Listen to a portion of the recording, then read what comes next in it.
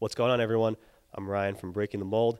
We're here today. Usually we'll bring you some musical guests, and you know how we kind of do, but not today. We're breaking it up a little bit. We're breaking the mold. See what I did there? Now, we're here today at Chikara in Easton, Pennsylvania, Chikara Pro Wrestling, and what it is it's independent. It's not what you see on TV. It's very different from what you see on TV. And I'm standing here right now with one of the best women's professional wrestlers in the world, Daizee Haze. How you doing, Daizee? I'm good, thank you. Yeah, thanks for being on the show. Now, started off, this is, like I said, it's a lot different from what you'll see on TV. This is a lot different, especially the women's side of the wrestling. It's not the divas kind of wrestling that you see on the TV these days. Do you still think that in the indie promotions that it gets a bad rap at all for that kind? It's still seen in that light, or have you guys kind of broken free from that? I think in the indie scene, the reputation is kind of evolving. When I started wrestling in 2002, I made it my goal to change the perception of women's wrestling, and along the indie scene, that's kind of happening. You see a lot stronger women athletes and people who care about the athleticism and not just the look and being sexy and trying to get guys to oogle them, but to respect them for being an athlete. So on the indie scene, I think that is changing. What's on TV is totally different. Yeah. Well, I mean, you and Sarah Del Rey are taking on two guys tonight, so that's right there. It says a little bit for you guys right there. So it does. It does. The fact that we're willing to put ourselves, our bodies, and our reputations on the line facing guys, you know, it just shows that we are that committed to wrestling, and that, you know, that's how much we want to be taken seriously. We're not these little girl wrestlers who just roll around and pull hair and play fight. We're athletes. I may be small, but I work out a lot. I'm strong. I've got muscle, and I can beat you up. I mean, I'm pretty scared standing here right now. Just I don't want to get on the wrong side of you because I'm sure you could take me down. But it takes a lot. Yeah. Well, now, what before like you got into the business and everything? Of course, you saw that way of women's wrestling. What inspired you to get into it and kind of change it? Just the way the women were perceived. I really liked the male athletic wrestling. Like, I really looked up to Kurt Angle, and as much as people don't like to hear it, Chris Benoit. They were so fantastic technically to me that it really inspired me to be a wrestler and not just a chick in a Thanksgiving gravy match or a pillow fight or something like that. I hated the way that women were looked at, and they're just bikini models that they throw out there to try to get guys to go, ooh. Well, I definitely think you guys have taken a step forward in that aspect, because it's definitely, you see a lot, especially with Shimmer, things like that. I mean, full women promotions now. I mean, you guys are really broken free from that, I think, and personally, so.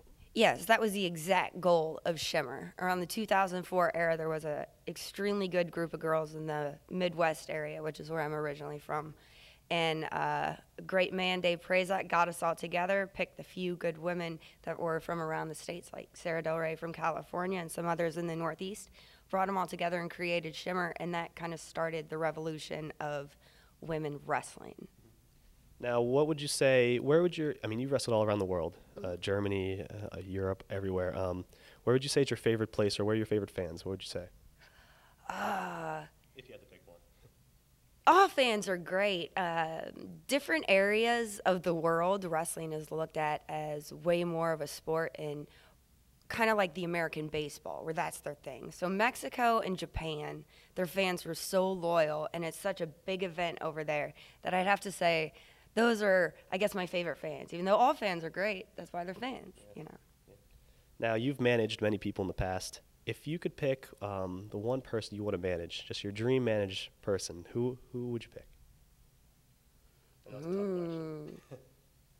I think I got it. I'd love to manage Dusty Rhodes, the American Dream. That'd be fantastic. I could see that. Wonderful. American Dream right there. Okay. Now, what's left for Daizee Haze? I mean, you've accomplished so much. You've really, I mean, like we said, you've broken free. You've had championships. You've done a lot. I mean, what's next? Do you want to get to that main promote? Do you want to get to the biggest possible place and try to break that from what it is today, or do you see yourself maybe just staying here and doing what you're doing already? I love what I'm doing right now, but I'm always, you know, looking to move forward. So if by chance I get an opportunity to go to a bigger federation, It would depend on the opportunities and what they presented to me.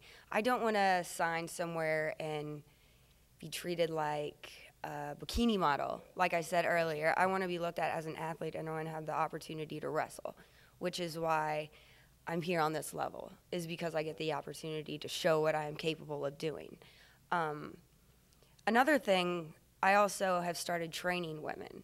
So I train during the week in coordination with the ROH Wrestling Academy. So the Shimmer Women's Wrestling Academy and the ROH Wrestling Academy. We train during the week to build up athletes. So that's what I do. I try to pass on this purpose, this cause that I want to get the wrestling fans to see. I want people to see us as athletes, and you can't do that without getting other people behind that message. So that's another thing I'm focusing on, is getting these other women who have all this ability and potential and talent, and getting them to be athletes and really fight for what they believe in and what they think women's wrestling should be, which is not what is seen on TV, but true athleticism. Well, I think you have a great fan base, and I think no one really wants to see you leave doing what you're doing or be treated that way. So do you have any, before we wrap this up, you have any places online where people can find your merchandise or any things you want to plug quick? Absolutely. As always, go to myspace.com/Daizee Haze, and you can also check out my merchandise through shimmerwomenathletes.com and rohwrestling.com.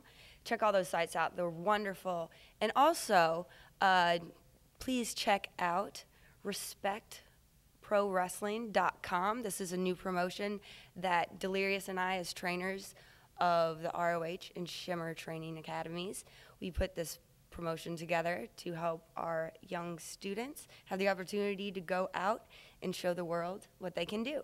So check out that as well. Awesome stuff. Well, we thank you for talking to us today. We got lots more good interviews coming up for you, so don't go anywhere. This is Breaking the Mold.